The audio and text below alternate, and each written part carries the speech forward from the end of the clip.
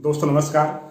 अच्छा प्रशासक और अच्छा प्रबंधक कौन है? अच्छा प्रबंधक वो है जो हल्दी भी ना लगे, फिटकरी भी ना लगे और रंग चोखा आ जाए। कहने का मतलब है न्यूनतम संसाधनों के अंदर जो अधिक परिणाम दे दे वही अच्छा प्रबंधक है। सफल प्रबंधक वो है जो निर्णय ले, निर्णय बहुत जल्दी में ले, निर्णय लेने से पहले 50 बार सोचे नहीं, वो सफल प्रबंधक है। और हनुमान जी इस कसौटी पर पूर्णतया खरे उतरते हैं, या यूं कहें वो मैनेजमेंट के शीर्ष गुरु है, वो मैनेजमेंट के आदि गुरु हैं। दोस्तों कहते हैं कि निर्णय लेने में कभी भी कंफ्यूजन नहीं होना चाहिए, और जब जब बात आती निर्णय लेने की, हनुमान जी अविलंब बिना कोई एक क्षण गंवाए निर्णय ले लेते हैं। इसका उदाहरण बताता हूं। भगवान श्री राम पर जब नागपाश का फंदा होता है तो बाकी सब हितैषी होते हैं भगवान श्री राम के, लेकिन सब ये सोचते हैं कि क्या करें और क्या ना करें। सबके चेहरे पे उद्विग्नता है, उदासी है, लेकिन बिना एक सेकंड खराब किए हनुमान जी चले जाते हैं और गरुड़ को लेकर के आ जाते हैं। तो दोस्तों अच्छा प्रशासक वही है, अच्छा प्रबंधक वही है जो क्विक डिसीजन ले ले, और हनुमान जी इस कसौटी पर खरे उतरते हैं। हनुमान जी जब रावण के पास जाते हैं तो हनुमान जी को कैद सा कर लिया जाता है।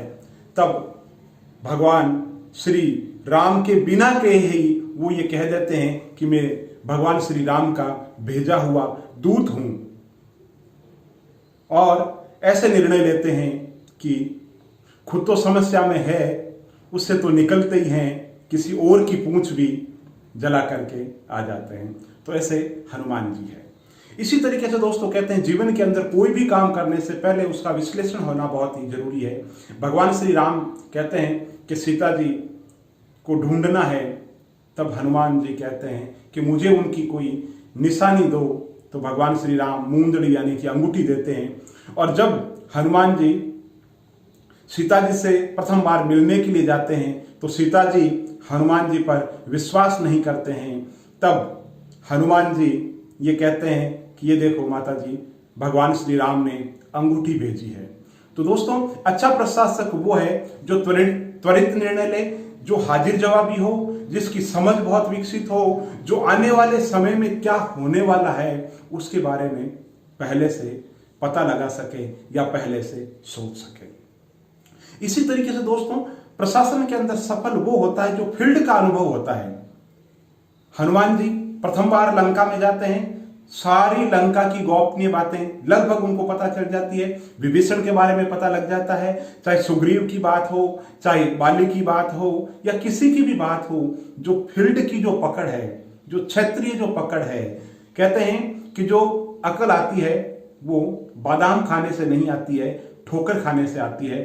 तो हनुमान जी का जो फील्ड का जो अनुभव है वो बहुत ज्यादा काम आता है। इसलिए किसी भी प्रशासक को, किसी भी प्रबंधक को एयर कंडीशनर ऑफिस में बैठ करके डिसीजन नहीं लेने चाहिए, उनको फील्ड का अनुभव भी होना चाहिए। इसके अलावा आप देखो हनुमान जी में अनुशासन बहुत है।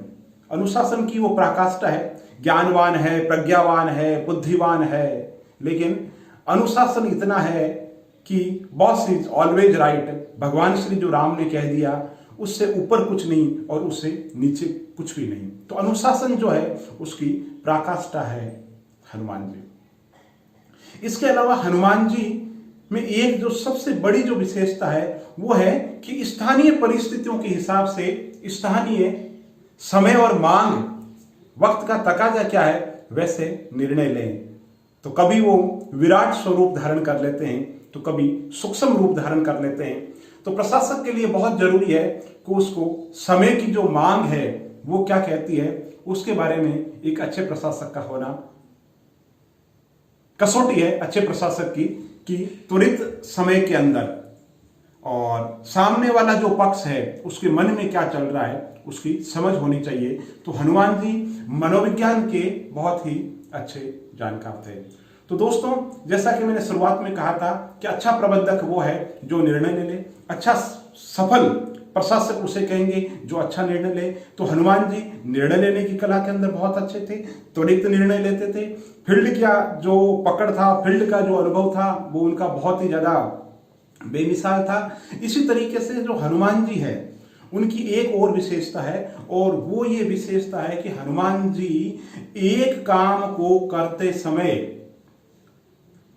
जब कंफ्यूजन हो, जैसे संजीवनी बूटी लाने की बात है, तो बाकी अगर और कोई उनकी जगह होता तो वो कंफ्यूजन में रह जाता कि क्या करूं और क्या ना करूं। तो हनुमान जी संजीवनी बूटी के लिए पूरा का पूरा पहाड़ लेकर के आ गए।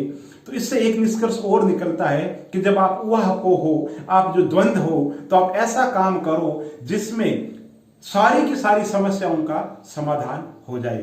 तो इस कसौटी पर हनुमान जी 100% खरे उतरते हैं, और हमें उनके जीवन से अनुशासन और सत्यनिष्ठा और चरित्र की उच्चता जैसे जो मानक है उनका जीवन में पालन करना चाहिए। और देखते रहिए टेक्निकल जोगिया। आपकी प्रतिक्रिया का मुझे इंतजार है। बहुत बहुत धन्यवाद।